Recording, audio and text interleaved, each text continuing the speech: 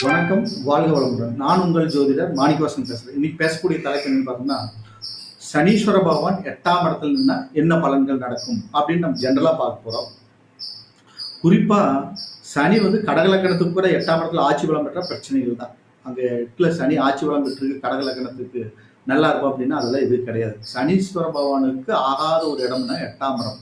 அஷ்டம சனியாக அளக்கல் கோச்சாரத்தில் 8 வரும்போது 7 சனியை காட்டிலும் கடுமையா இருக்கு. பிரச்சனைகள் அதிகமாக இருக்கு, போராட்டங்கள் அதிகமாக இருக்கு, எல்லா காரிய தடைகள் ஏற்படும், விபத்துகள் ஏற்படும், ஓகேங்களா, உடல் உபாதைகள் ஏற்படும், மனக்குழப்பங்கள் அதிகமாக ஏற்படும், தேவையில்லாத பிரச்சனைகள் ஏற்படும், ஓகேங்களா. அதனால சனீஸ்வர பகவான் 8ஆம் இடத்துல நிற்கிறாரு, ஆட்சி பலம் தான் அப்படின்னு கடக லக்கணத்துக்காரங்க நினைக்கக்கூடாது. மற்ற எந்த லக்கணமா இருந்தாலும் சரி, எந்த ராசியாக இருந்தாலும் சரி, 8ல சனீஸ்வர பகவான் வரும்போது பரிகாரங்கள் முறையா செஞ்சுக்கணும். தொழில் நஷ்டங்கள் எல்லாம் ஏற்படும், தொழில் மூலமாக அநேக கஷ்டங்கள் வரும். அதனால திருநள்ளாறு போயிட்டு